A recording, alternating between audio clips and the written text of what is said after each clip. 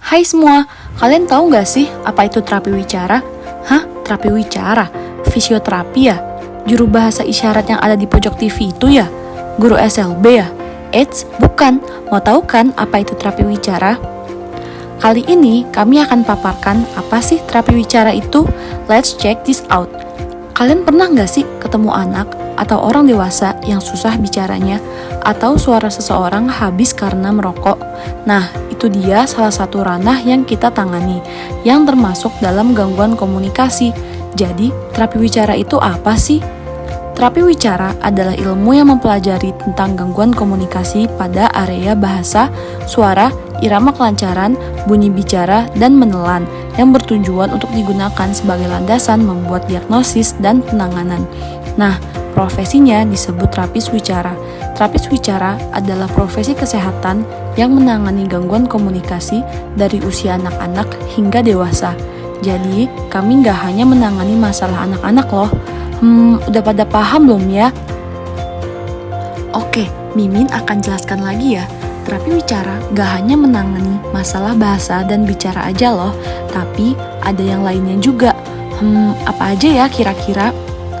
Terapi wicara menangani masalah pada 1.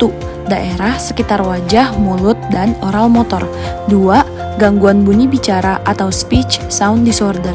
3. Spoken language in children. 4. Written language. 5. Selective mutism. 6. Autism spectrum disorder yang dikenal sebagai autis. 7. Augmentative or alternative communication, alat pengganti untuk berkomunikasi. 8. Gagap dan bicara yang cepat. 9. Suara dan resonansi. 10. Gangguan bahasa dapatan, sering terjadi pada pasien remaja dan dewasa. Nah, banyak kan yang bakal kami tangani. Gak hanya dokter loh yang mempelajari ini semua, tapi seorang terapis wicara juga harus mempelajari ini. Udah mulai paham kan? Sekarang kalau terapis wicara itu beda dengan fisioterapi, dengan juru bahasa isyarat, guru SLB, dan lain-lain. Masing-masing dari kami punya bidang garap tersendiri yang bisa saja berkolaborasi antar profesi. Karena satu pasien tidak hanya butuh satu penanganan, tapi bisa lebih dari satu penanganan.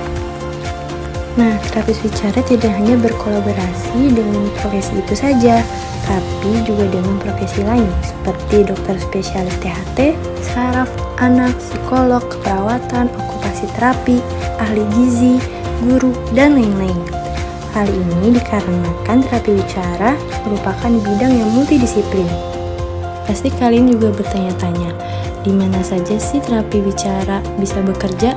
Seorang terapis wicara bisa bekerja di mana saja dan kapan saja. Tetapi seringkali seorang terapis wicara bekerja di sebuah rumah sakit, visit home care, klinik mandiri, sarana kesehatan legal, sekolah luar biasa, PAUD atau tumbuh kembang anak, bahkan menjadi staf pengajar dalam bidang akademik. Nah, sekarang pasti kalian sudah mengerti kan apa itu terapi wicara? Ngomong-ngomong, apa kalian tertarik? Pasti terdengar seru kan, apalagi ada kalian di dalam bagian terapi wicara. Jika kalian tertarik, tentu saja kalian harus menempuh pendidikan dulu agar lebih memperdalam ilmunya. Kalian tahu gak sih, hanya ada 4 kampus loh yang punya jurusan terapi wicara.